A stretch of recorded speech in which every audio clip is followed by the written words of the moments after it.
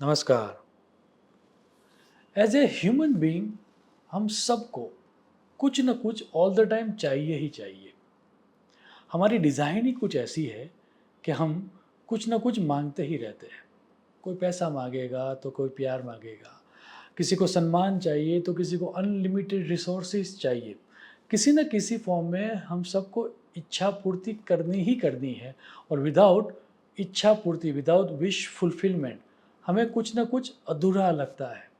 लेकिन ऐसा क्या है कि वो यदि हमें मिल जाए तो हमें सब कुछ मिल जाएगा? वह समझाती यह पौराणिक कथा है।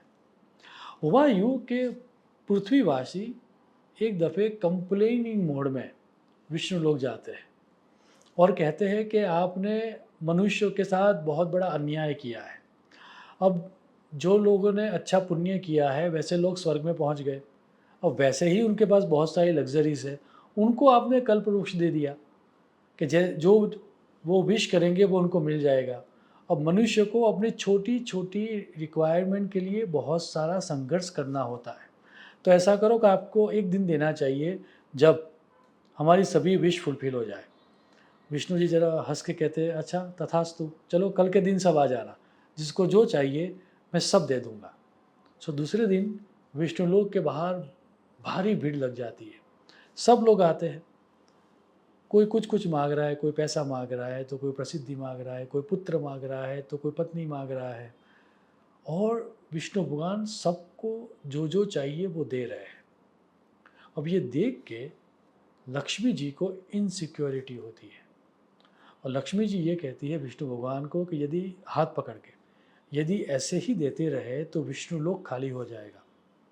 विष्णु भगवान देने का काम कंटिन्यू करते हुए ये कहते हैं कि चिंता मत करो, जब तक ये मनुष्य लोग वो चीज़ नहीं मांगेंगे जो हमारे पास है, तब तक विष्णुलोक खाली नहीं हो सकता। तो जिज्ञासावश फिर लक्ष्मी जी ये पूछते हैं कि अच्छा ऐसा क्या है हमारे पास कि यदि वो जब तक हमारे पास है, विष्णुलोक कभी खाली हो ही नहीं सकता। विष्णु जी हंस के कहते हैं, संतोष। वे आगे कहते हैं कि ये मनुष्य बाकी सब मांगते हैं लेकिन संतोष नहीं मांगते। विदाउट सेटिस्फैक्शन, जो उनको चाहिए वो यदि मिल भी गया तो उससे उनको परमानेंट सुख नहीं हो सकता। परमानेंट सुख तभी मिल सकता है जब व्यक्ति के अंदर संतोष आ जाए।